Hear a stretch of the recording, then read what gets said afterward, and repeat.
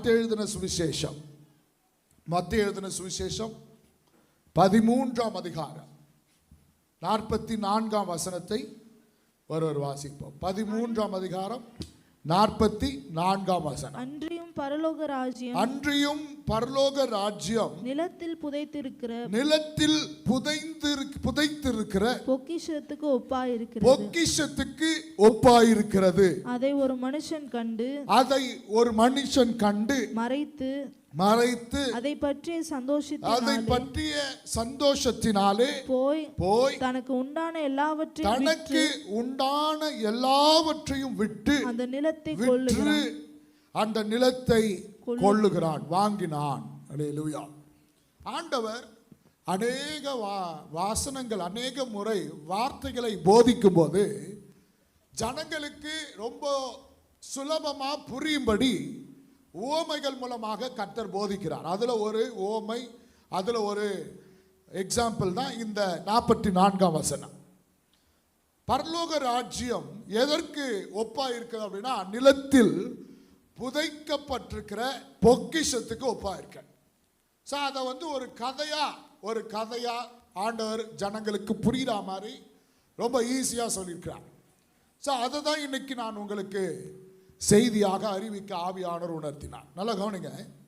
இதில் இருக்கிற அந்த கதையை நான் சொல்றேன். ஒரு மனுஷன் ஒரு வயல் நிலத்தில் வேலை செய்து கொண்டிருந்தான். அது குத்தகைக்கு எடுத்தானோ இல்லை மற்ற இடத்துக்கு போய் புதுசாக அந்த வயல் நிலத்தை அவன் வேலை செய்கிறானோ தெரியாது. அந்த மனுஷன் அந்த வயல் நிலத்தில் வேலை செய்து கொண்டிருக்கும் போது அதில் ஒரு பொக்கிஷத்தை பார்க்குறான். அப்படின்னா நம்ம பாஷையில் சொல்லணும்னா புதையல். இவன் வேலை செய்து கொண்டிருக்கும் போது அந்த நிலத்தில் புதைக்கப்பட்டிருக்கிற அந்த நிலத்தில் இருக்கிற ஒரு புதையலை பார்த்துட்டான். அந்த புதையலை பார்த்த உடனே இவனுக்குள்ள ஒரு பெரிய சந்தோஷம். இந்த புதையல் இருக்கிற இந்த நிலத்தை எப்படி நான் வாங்கணும் இவன் பிளான் பண்றான். ஸோ அந்த புதையல் இருக்கிற அந்த நிலத்தை பார்த்தான், கண்டு. பார்த்தீங்களா, ஒரு மனுஷன் அதை கண்டு. அடுத்தது மறைத்து, அதை பார்த்த உடனே யாருக்கும் சொல்ல அந்த ரகசியத்தை சொல்லாம இப்போ அந்த நிலத்தை வாங்கணும்னு முடிவு பண்ணிட்டான். இப்போ அந்த நிலத்தை வாங்கிறதுக்கு அவன்கிட்ட பணம் இல்லை. நல்லா கவனிங்க, அந்த நிலத்தை வாங்கிறதுக்கு அவன்கிட்ட பணம் இல்லை. உடனே என்ன பண்ணா, ஏற்கனவே வைத்திருந்த நிலம், ஏற்கனவே அவன்கிட்ட இருந்த நகைகள், ஐஸ்வர்யங்கள், பொருட்கள் எதை விற்று இந்த நிலத்தை வாங்கக்கூடிய அளவுக்கு ஒரு பெரிய தொகை சேரும்னு சொல்லி இவன் என்ன பண்ணிட்டான், எல்லாவற்றையும் விற்று அந்த நிலத்தை வாங்கிட்டான். அல்லேலூயா. இது ஆண்டவர் அவருடைய ஓமையிலேயே, அவருடைய வாயாலேயே சொன்ன ஒரு ஓமை, ஒரு கதை. நல்லா கவனிங்க. பரலோக ராஜ்யம் கூட இப்படிதான். பொக்கிஷம் யார்? இந்த வசனத்தை பற்றி ஒரு விளக்கம் சொல்லிட்டு செய்திக்கு போக விரும்புறேன். இந்த உலகத்தில் பொக்கிஷம் யார் அல்லது எது? இந்த உலகத்தில் புதைக்கப்பட்ட, அதான சொல்றாங்க, பரலோக ராஜ்யம் நிலத்தில் புதைத்திருக்கிற பொக்கிஷம். இந்த உலகத்தில் புதைக்கப்பட்ட ஒரு பரலோக ராஜ்யம். ராஜ்யம்னா அதுக்கு ஒரு ராஜா இருப்பார். அல்லேலூயா. ராஜ்யம், பரலோக ராஜ்யம் அல்லது ராஜா யாருன்னா ஆண்டவராகிய இயேசு. அல்லேலூயா. இந்த உலகத்தில் புதைக்கப்பட்டார். இந்த உலகத்தில் விதைக்கப்பட்டார். இந்த உலகத்தில் தன் ஜீவனை கொடுத்து, தன் உயிரை கொடுத்து அடக்கம் பண்ணப்பட்டார். அப்போ கவனிங்க, இந்த உலகத்தில் புதைக்கப்பட்ட பொக்கிஷம் யார் அப்படின்னா அது ஆண்டவராகிய இயேசு. அல்லேலூயா. இந்த புதையல்ல தான் எல்லா ஆசீர்வாதமும் இருக்கு. இந்த இயேசு என்கிற புதையல்ல தான் எல்லா ஆசீர்வாதமும் இருக்கு. வேதம் சொல்லுது, அவர் தழும்புகளால் குணமாகிறோம். அல்லேலூயா. நமக்கு சமாதானம் உண்டு பண்ணும் ஆக்கினை அவர் மேல் வந்தது. நம்முடைய துக்கம் எல்லாம் அவர் சுமந்தார். அல்லேலூயா. நாம் ஐஸ்வர்யவான்கள் ஆகும்படி அவர் தரித்திரரானார். நாம் நம்முடைய சாபங்கள் நீங்கும்படி இயேசு மரத்தில் தூக்கப்பட்டார். நான் சொல்றதெல்லாம் பைபிள் இருக்கிற வசனங்கள், வார்த்தைகள். அல்லேலூயா. இயேசு தான் அந்த பொக்கிஷம். ஒரு மனுஷனுக்கு ஏதாவது தேவை, எனக்கு பணம் தேவை, எனக்கு ஐஸ்வர்யம் தேவை, எனக்கு சுகம் தேவை, என் வாழ்க்கையில் இருக்கிற சாபங்கள் மாறணும், என் வாழ்க்கையில் இருக்கிற பாவங்கள் மாறணும்னா ஒரே ஒண்ணுதான், எல்லாமே இயேசு கிறிஸ்து என்கிற பொக்கிஷத்தில் தான் அடங்கி இருக்கிறது. அல்லேலூயா. அந்த கல்வாரி சிலுவை, அந்த கல்வாரி சிலுவை, அந்த ஆண்டவருடைய மரணம், இயேசு வந்து தம்மையே புதைக்க ஒப்பு கொடுத்தாரு, தம்மையே ஜீவனையே கொடுத்தாரு. அந்த கல்வாரி அன்புல தான் எல்லா ஆசீர்வாதங்களும் இருக்கிறது. அப்போ அந்த புதையலை நாம பெற்றுக்கொண்டாதான் நாம ஆசீர்வாதமா இருக்க முடியும். அன்னைக்கு ஒரு மனுஷன் புதையலை பார்த்தான், அதான் 44 எழுதப்படுக, புதையலை பார்த்தான், அதை கண்டு மறைத்து சந்தோஷத்தினால எல்லாத்தையும் விட்டு அந்த புதையலை வாங்கிட்டான், அந்த நிலத்தையே வாங்கிட்டான். இன்னைக்கு ஆண்டவராகிய இயேசு என்கிற இந்த புதையலை நாம வாங்க வேண்டும், நம் வாழ்க்கையில் பெற்றுக்கொள்ள வேண்டும், நம் வாழ்க்கையில் சொந்தமாக்கி கொள்ள வேண்டும். அதான பாடுறோம், இந்த பாதலத்தின் சொந்தக்காரர் அவர் எந்த உள்ளத்தில் சொந்தமானார், இந்த பார்தலத்தின் சொந்தக்காரர் அவர் எந்த உள்ளத்தில் சொந்தமானார். சொந்தமாகணும். இந்த புதையல் நம்ம வாழ்க்கையில சொந்தமாகிட்டா நாம் எதை குறித்தும் கவலைப்பட மாட்டோம்.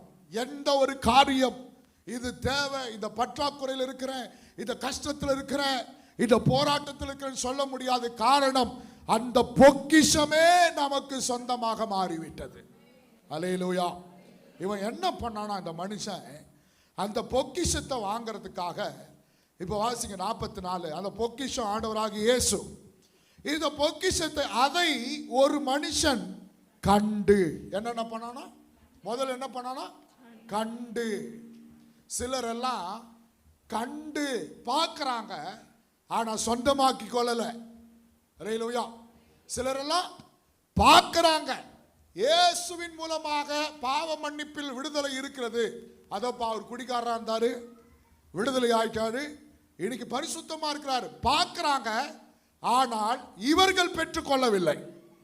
அல்லேலூயா. இன்னைக்கு எத்தனையோ பேருடைய ஆசீர்வாதங்களை, உயர்வை நாம் பார்க்கிறோம். நம்ம கண்ணு முன்னாடியே எத்தனையோ பேர் சாட்சி சொல்றாங்க, நான் இப்படி இருந்தேன், கர்த்தர் என்னை ஆசீர்வதிச்சாரு, நான் வியாதியில் இருந்தேன், கர்த்தர் என் வியாதியை சுகமாக்கினாரு. இப்படி எல்லாம் நாம அநேகர் சொல்வதை பார்க்கிறோம், கேட்கிறோம். ஆனா சிலர் கண்டு பார்க்கறதோட நிறுத்திட்டாங்க. அல்லேலூயா. பொக்கிஷத்தை பார்க்கறதுக்காக அல்ல. பைபிள்ல கூட இயேசு சிலுவையில் அறையப்படும் போது சிலர் தூரத்தில் நின்று பார்த்து கொண்டிருந்தார்கள். அல்லேலூயா. ஆனா ஒரு மனுஷன் தான் துணிந்து போய் இயேசுவின் சரீரத்தை கேட்டு வாங்கி அதை அடக்கம் பண்ணினான். இன்றைக்கு அநேகருடைய வாழ்க்கையில் இயேசு கிறிஸ்து என்கிற பொக்கிஷத்தை தூரம் இருந்து பார்க்கறாங்க. அல்லேலூயா. தூரம் இருந்து பார்க்கறாங்க, ரொம்ப கிட்ட வர்றதில்லை பெற்றுக்கொள்வதற்கு. கண்டு, நீங்க எப்படி பார்க்கிறவங்களா, சொந்தமாக்கி கொண்டவர்களா? செய்தியின் முடிவில் தெரியும். அல்லேலூயா சொல்லுவோம். அல்லேலூயா. பார்த்தவங்களா, சொந்தமாக்கி கொண்டவங்களா? சொந்தமாக்கி கொண்டவர்கள். அல்லேலூயா. நாம கண்டோம், ஒரு காலத்தில் கண்டோம், ஒரு காலத்தில் ஆண்டவரை அறியாதிருந்த போது இயேசு என்கிற பொக்கிஷத்தை தூரத்திலிருந்து கண்டோம். ஆனால் இன்றைக்கு நாம வந்து உட்கார்ந்து இருக்கிறோம்னா அதை நாம் சொந்தமாக்கி கொண்டோம். சிலர் கண்டு அப்படியே போயிடுறாங்க. இந்த பிரேயரால் வழியா போறவங்க கூட சிலர் பார்த்துனே போவாங்க. அல்லேலூயா சொல்லுவாங்க. அல்லேலூயா. உள்ள வந்து உட்கார்றதுக்கு மனசு வர்றதில்லை. ஐயோ, நாங்க வந்து அந்த சர்ச்சு, இந்த சர்ச்சு, இது சர்ச்சு இல்லைன்னு அவங்களுக்கு தெரியல. அல்லேலூயா. சரி, கவனிங்க. கண்டுட்டு போயிட்டாங்களா? அடுத்தது என்ன பண்ணான்? மறைத்து என்ன பண்ணனா? யாருக்கும் சொல்லக்கூடாது, மறைச்சு வச்சுட்டான். அப்புறம் போய் அதை வாங்கணும் நம்ம. அல்லேலூயா சொல்லுவோம். சிலர் மறைச்சு வச்சாங்க, திரும்பி போய் எடுக்கல. அல்லேலூயா. அவன் மறைச்சான், ஆனா திரும்பி போய் சொந்தமாகிட்டான். சிலர் மறைச்சு வச்சாங்க, பைபிள் படிச்சுனே இருப்பாங்க. இவனை அவன் பெற்றான், அவனை இவன் பெற்றான், இது அதுன்னு ஒன்றும் புரியல, மூடி வச்சுட்டு அப்புறமா படிக்கலாம். மறைத்து வைத்தார்கள், அதுக்கப்புறம் போய் சொந்தமாக்கவில்லை. அல்லேலூயா சொல்லுவோம். அல்லேலூயா. சிலர் ஜெபிக்கணும்னு தோணும், இப்போ ஜெபம் பண்ணலாமா வேணாவா, அப்புறம் ஜெபம் பண்ணிக்கலாம். சிலர் மறைத்து வைத்தார்கள், அதற்கப்புறம் போய் பெற்றுக்கொள்ளவில்லை. Price the lord. அல்லேலூயா. சில ஆசீர்வாதங்களை, ஆண்டவருடைய ஆசீர்வாதங்களை பார்க்கிறோம். சரி, நாளைக்கு மனம் திரும்பிடலாம், போ சரியாயிடும்.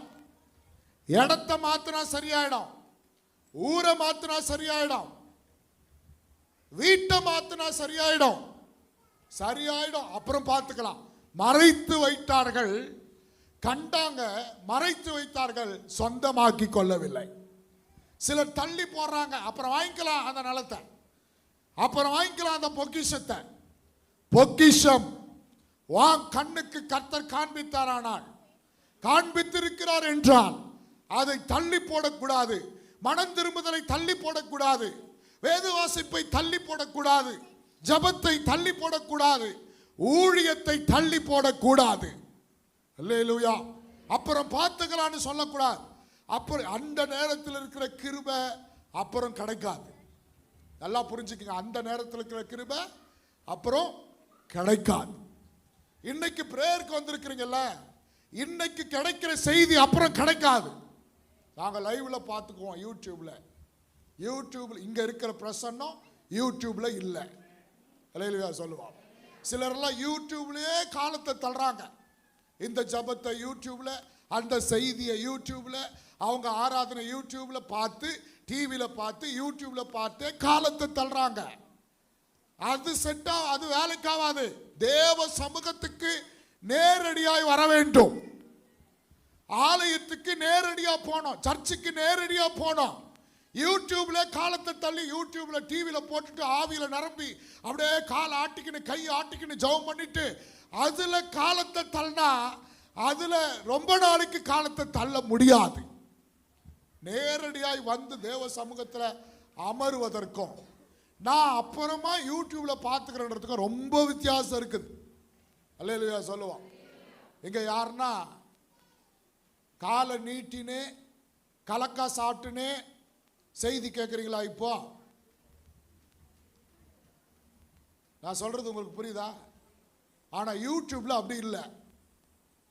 யூடியூப்ல செய்தி பார்க்கும்போது காலை நீட்டின்னு கலக்கா சாப்பிட்டுன்னு நடுவில் ஏஞ்சி போய் ரசம் வச்சுட்டு, நடுவில் ஏஞ்சி போய் பாத்ரூமுக்கு போயிட்டு, நடுவில் ஏஞ்சி போய் சாப்பிட்டு, அது அங்கே ஓடினே இருக்கும் யூடியூப்ல.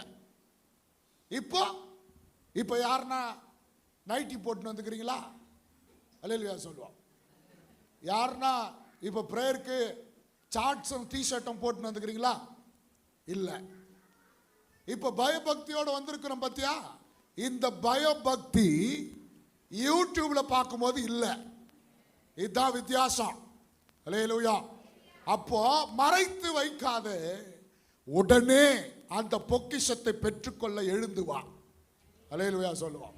இப்போ இவ்வளோ நேரம் சொன்னது செய்தி இல்லை, இதுக்கப்புறம் தான் முக்கியமானது இருக்குது. நல்லா கவனிங்க. இவன் என்ன பண்ணா, பொக்கிஷத்தை கண்டான், கண்டு அதை மறைத்து சந்தோஷத்தோட போய் என்ன பண்ணானா, தனக்கு உண்டான எல்லாவற்றையும் விற்று அந்த நிலத்தை கொண்டான். அல்லேலூயா.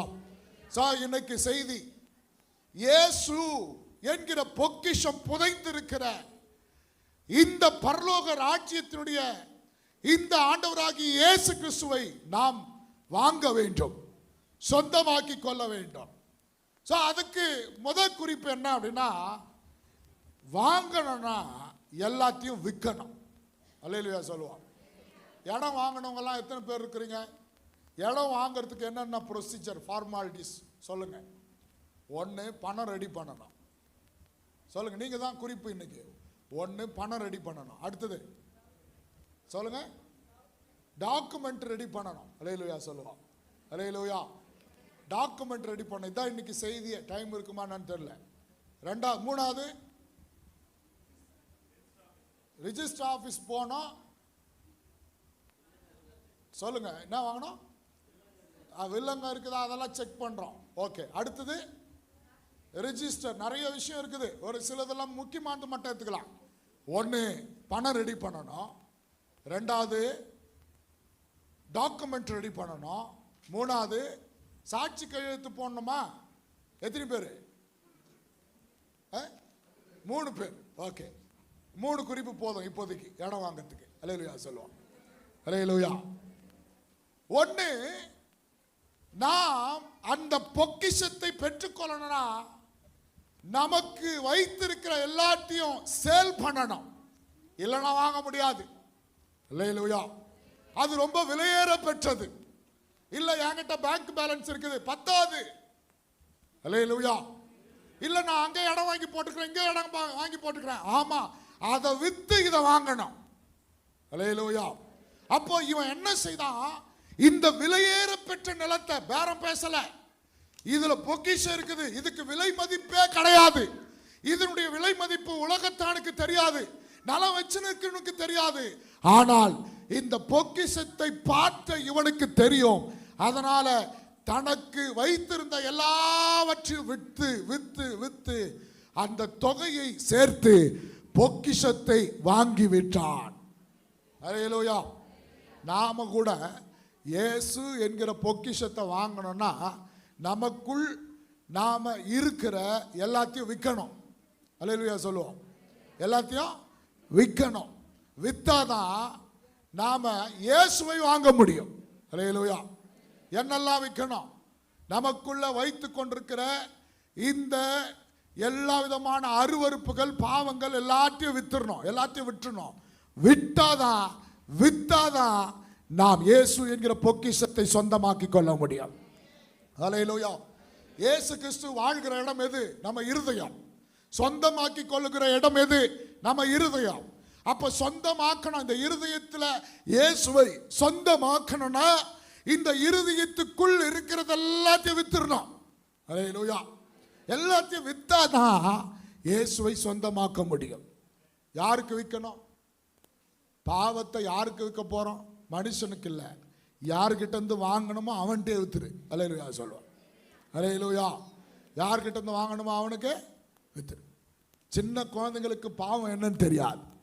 ஆனா கொஞ்சம் வளர வளர அது தானா பாவத்தின் காரியங்கள் தானா உள்ள வருது.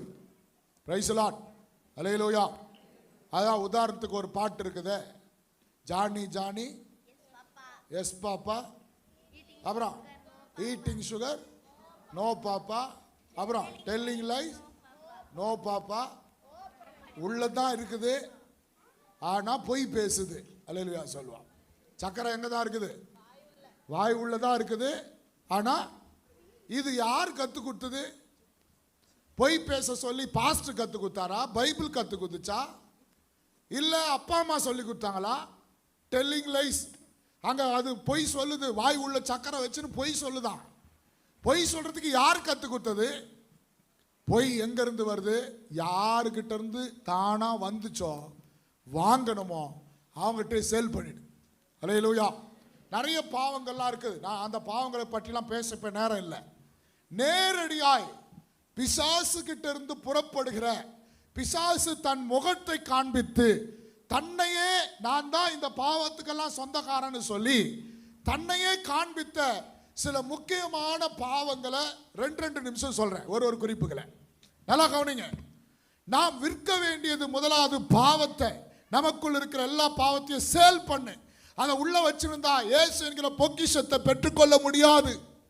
இயேசு என்கிற பொக்கிஷத்தை சொந்தமாக்கி கொள்ள முடியாது. அப்போ அதை விட்டுறணும். இந்த பொய், அந்த பொய்க்கு சொந்தக்காரன் யாருன்னா பிசாசு. வேதவசனம் சொல்லுது. யோவான் எழுதின சுவிசேஷம் 8ஆம் அதிகாரம் 44ஆம் வசனம் படிக்க பார்க்கலாம். அவன் ஆதி முதற்கொண்டு மனுஷ கொலைபாதகனாய் இருக்கிறான். பாதியிலிருந்து வாசிக்கிறேன், இல்ல முழுசாக வாசிக்கலாம். நீங்கள் உங்கள் பிதாவாகிய பிசாசானவனால் உண்டானவர்கள். உங்கள் பிதாவினுடைய இச்சைகளின்படி செய்ய மனதாய் இருக்கிறீர்கள். அவன் ஆதி முதற்கொண்டு மனுஷ கொலைபாதகனாய் இருக்கிறான்.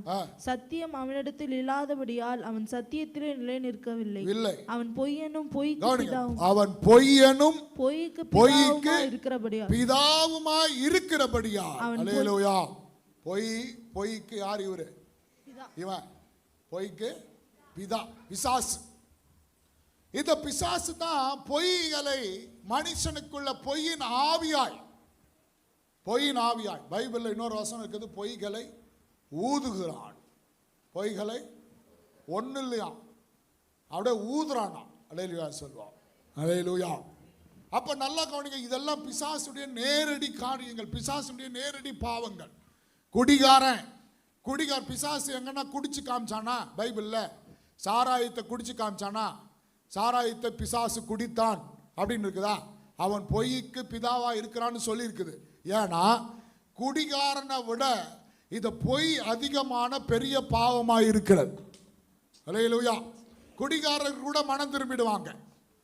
பீடி சிகரெட்டுக்கு அடிமைப்பட்டிருக்கிறவங்க கூட மனம் திரும்பிடுவாங்க. போதை வஸ்துகளுக்கு மனம் திரும்பிடுவாங்க. விபச்சார பாவத்தில் இருக்கிறவங்க மனம் திரும்பிடுவாங்க. ஒரு நாள் கர்த்தர் தொடுவாரு, மனம் திரும்பிடுவாங்க. ஆனா இந்த பொய் ஒரு பாவமாவே நிறைய பேருக்கு தெரியுறது இல்லை. 1000 பொய் சொல்லியாவது ஒரு கல்யாணம், இது டைலாக், நம்ம ஆளுங்க டைலாக் சொல்லி 1000 பொய் சொல்லியாவது ஒரு கல்யாணத்தை பண்ணலான்னு 1000 பொய் இல்லை, 10,000 பொய்யே சொல்லியிருப்பாங்க நம்ம ஆளுங்க. அல்லேலூயா சொல்லுவான். அல்லேலூயா. 10,000 பொய். இதுக்கு போய் அதுக்கு போய். நல்லதுக்கு பொய் சொல்றது தப்பு இல்லை பிரதர். அல்லேலூயா. இதெல்லாம் நம்ம கண்டுபிடிச்சது. நல்லதுக்கு பொய் சொல்றது, கெட்டதுக்கு பொய் சொல்லாதது. நல்லதுக்கு கெட்டதுக்குலாம் பொய். பிசாசு பொய்க்கு பிதாவா இருக்கிறார். இவனுடைய நேரடி அடுத்த பாவம் என்னன்னா, நான் சிங்காசனத்துக்கு மேல என்ன உயர்த்துவேன். கர்த்தருடைய சிங்காசனத்துக்கு மேல என்ன உயர்த்துவேன். ஆராதனை கூடங்களில் நான் அந்த இடத்தை போய் பிடிப்பேன். எங்க இருக்குது? ஏசாயா தீர்க்கதரிசன புஸ்தகம் 14:13. நான் வானத்துக்கு யார் சொல்ற தெரியுமா? விழுந்து போன தூதன். நான் வானத்துக்கு ஏறுவேன், தேவனுடைய நட்சத்திரங்களுக்கு மேலாக என் சிங்காசனத்தை உயர்த்துவேன். வடபுறங்களில் உள்ள ஆராதனை கூட்டத்தின் பர்வதத்திலே வீற்றிருப்பேன். நான் மேகங்களுக்கு மேலாக உன்னதங்களில் ஏறுவேன். உன்னதமானவருக்கு ஒப்பாவேன். பெருமை. கவனிங்க, இரண்டாவது பாவம் பெருமை. இதெல்லாம் பிசாசு தன் முகத்தை காண்பிக்கிறான், நேரடியா காண்பிக்கிறான்.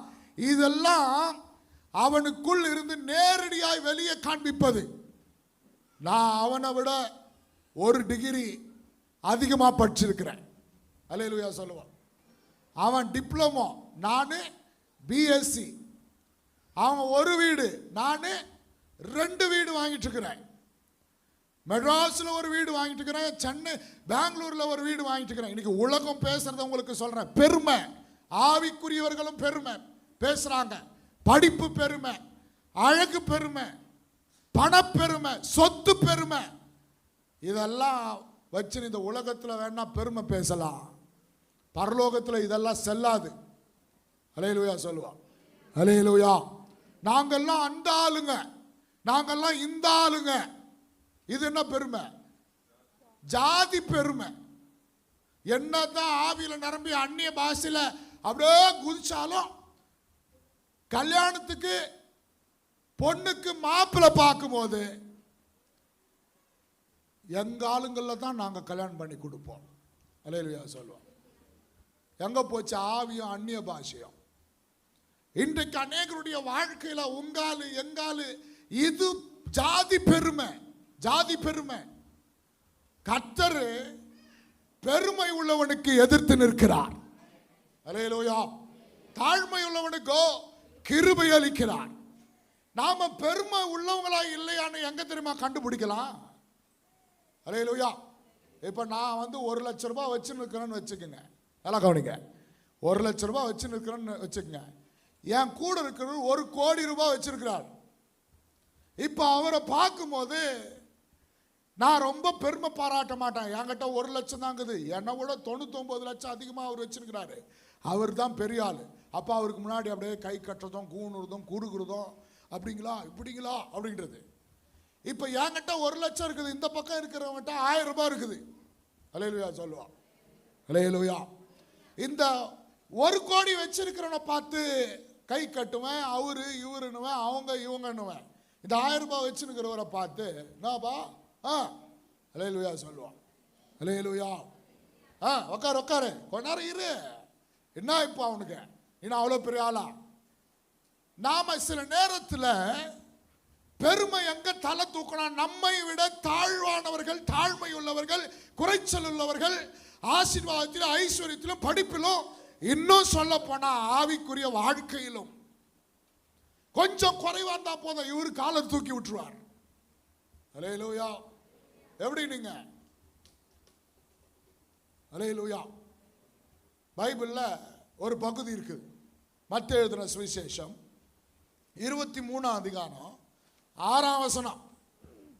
23ஆம் அதிகாரம். விருந்துகளில் முதன்மையான இடங்களையும், என்னவா? விருந்துகளில் முதன்மையான இடங்களை, ஜப ஆலயங்களில் முதன்மையான ஆசனங்களையும், சந்தை வெளிகளில் வந்தனங்களையும், வணக்கம் சொல்றதையும் விரும்புகிறார்கள்.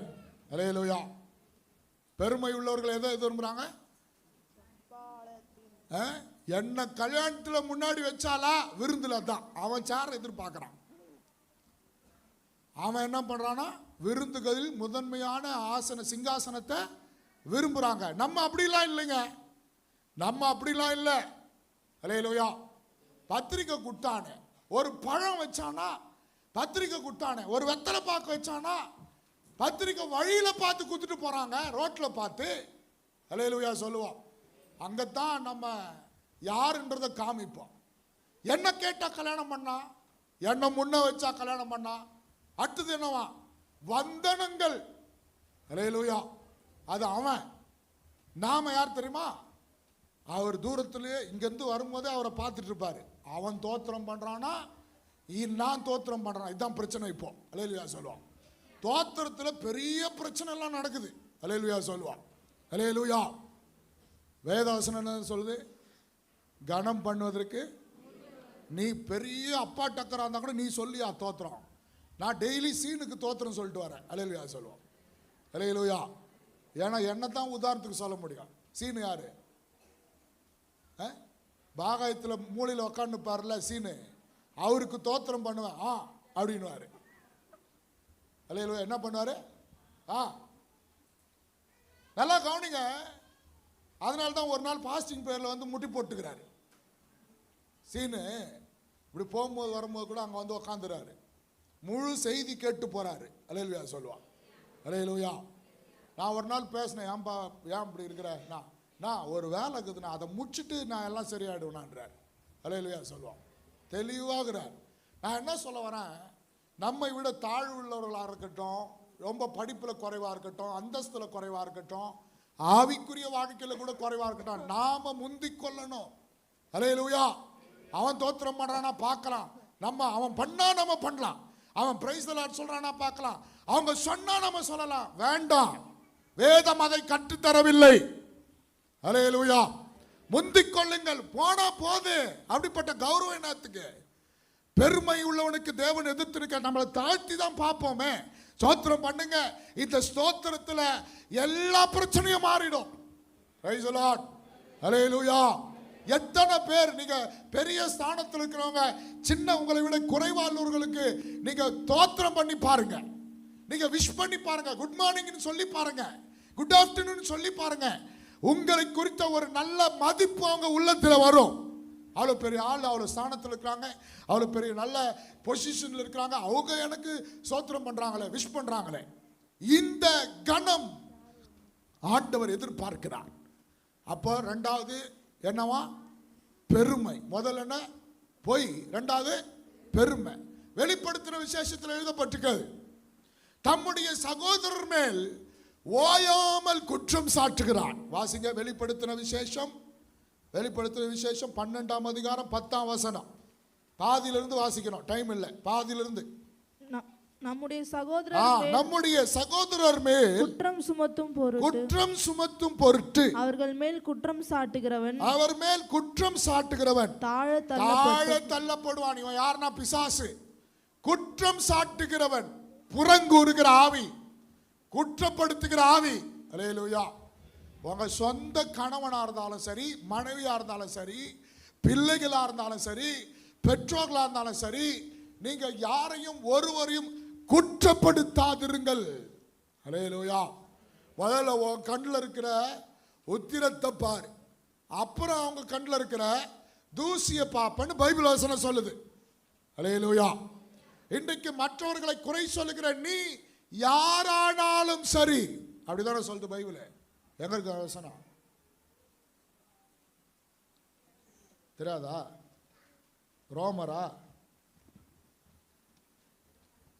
ரோமருக்கு அது நிருபம் நினைக்கிறேன்.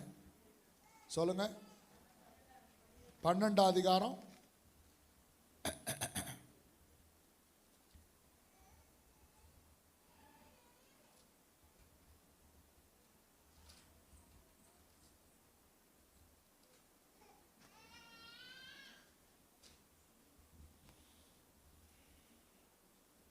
8 அப்புறமா வாசிங்க. மற்றவர்களை குற்றம் சாட்டுகிற நீ யாரானாலும் சரி, நீயே அந்த குற்றத்தை செய்கிறபடினால் மற்றவங்களை குற்றம் படுத்துவதற்கு அதிகாரம் இல்லை. என்ன சொல்லுங்க? ரோமர் 2 வாசிங்க பார்க்கலாம். ஆகையால் மற்றவர்களை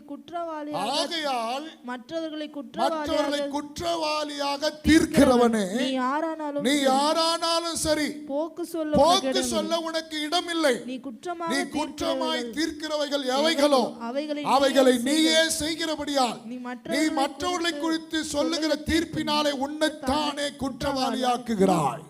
அல்லேலூயா. ஆண்டவர் சொல்றார், நீ யாரானாலும் சரி, மைக்கு புடிச்சு கத்தி பிரசங்கம் பண்ற பாஸ்டரா இருந்தாலும் சரி, இல்ல நீ சாதாரண விசுவாசியா இருந்தாலும் சரி, மற்றவர்களை குற்றம் சாட்டுவதற்கு அதிகாரம் இல்லை. புறங்கூறுவது, எதிர்க்க பார்க்கும்போது நல்லா பேசுவாங்க. இப்பதான்க்கா உன்னை நினைச்சுன்னு வந்தேன். அல்லேலூயா. இப்பதான்க்கா உன்னை நினைச்சுனே வரேன் அப்படின்னு நான் நினைச்சுன்னு வந்திருக்கோம். அது வருது பார், எல்லாருக்கும் சாவு வருது, இதுக்கு வரமாட்டேங்குது. அல்லேலூயா சொல்லுவான். அல்லேலூயா. தூரத்திலிருந்து வரும்போது நினைச்சுன்னு வந்தது இது, கிட்ட வரும்போது உன்னதாங்க நினைச்சு வந்தேன். நல்லா கலர் ஆயிட்டுக்கிறீங்க, முதல் மாதிரி இல்லை, இப்போ அழகாயிட்டுக்கிறக்கா. அல்லேலூயா. உள்ள ஒண்ணு வெளியே ஒண்ணு, புறங்கூறுவது குற்றப்படுத்துவது மாறணும். ஆண்டவருடைய வார்த்தையின்படி இன்றைக்கு சில நேரத்தில் விற்க வேண்டியதை வித்துருங்க. இதெல்லாம் ரத்தத்தில் ஊறுறது, சந்ததியா வர்றது.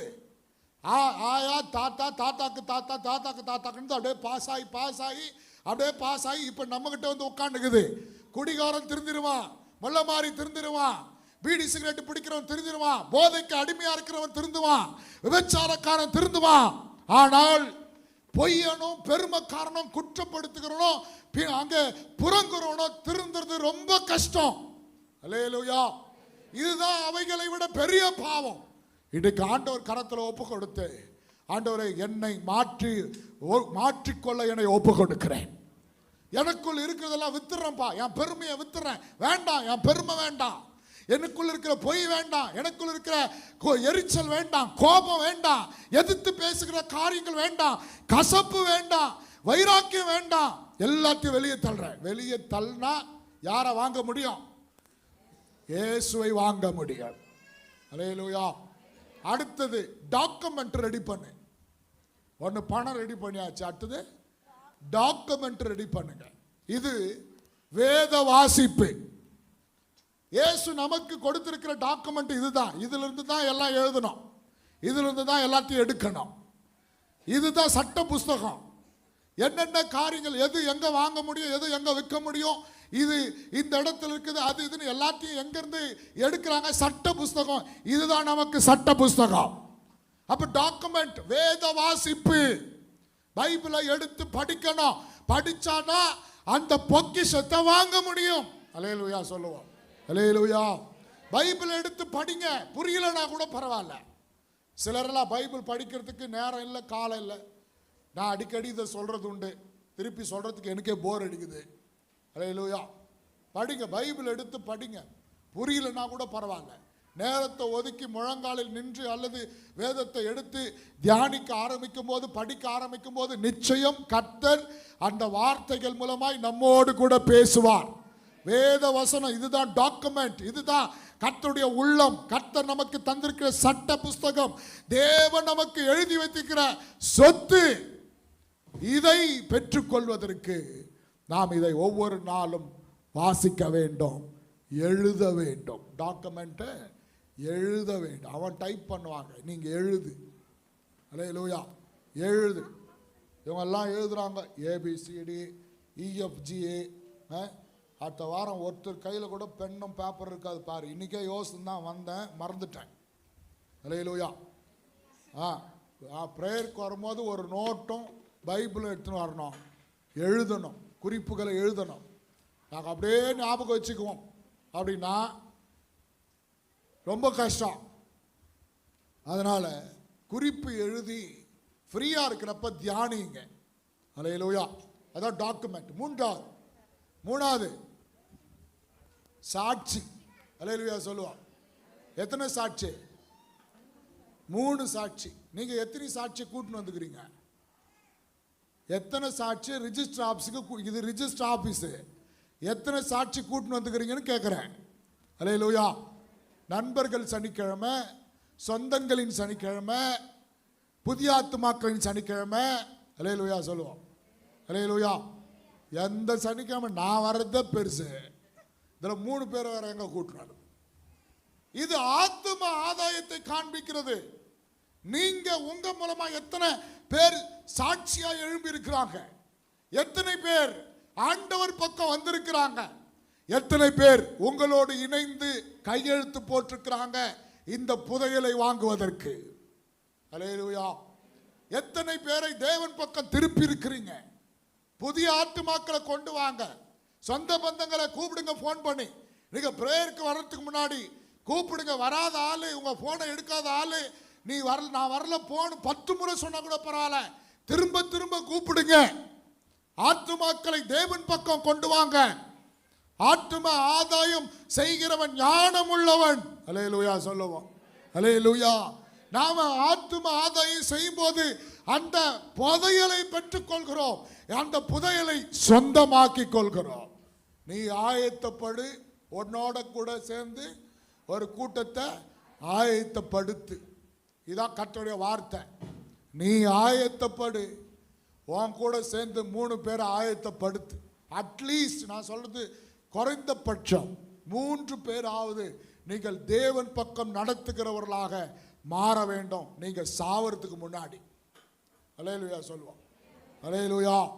நீங்க மரணத்தை சந்திப்பதற்கு முன்னாடி ஆண்டவர் உங்ககிட்ட கேட்க போகிற கேள்வி, பரலோகத்தில் எவ்வளவு சொத்து சம்பாதிச்ச, எவ்வளவு டிகிரி முடிச்ச, எவ்வளவு அழகா இருந்த, எவ்வளவு சாதிச்ச, எத்தனை பேர் அடிச்ச, எத்தனை பேர் உதைச்ச, எவ்வளவு நாள் ஜிம்முக்கு போய் இவ்வளோ உடம்ப ஏத்தன, எத்தனை கிலோமீட்டர் வண்டி ஓட்டணும்னு கேட்க போறதில்ல.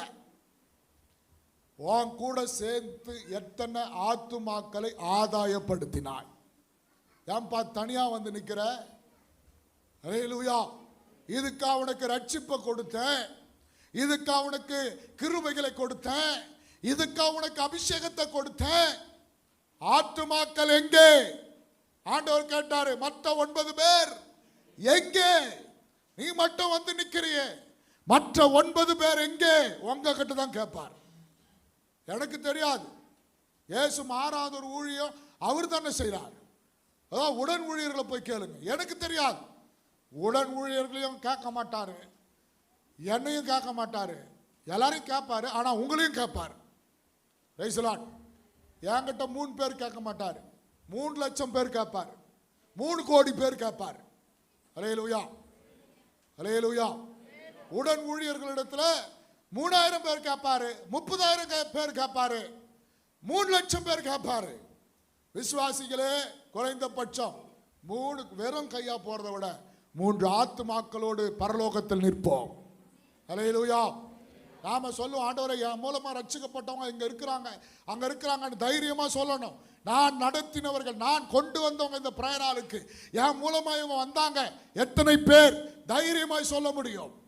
இன்றைக்கு ஆண்டவருடைய சமூகத்தில் ஆத்தும ஆதாயம் பண்ணவர்களாய் மாற வேண்டும். அல்லேலூயா. நமக்காக ஒரு பொக்கிஷம் இருக்கிறது, அதை சொந்தமாக்கி கொள்ளணும். சொந்தமாக்கி கொள்ளணும்னா இருக்கிறதெல்லாம் வித்துறணும்.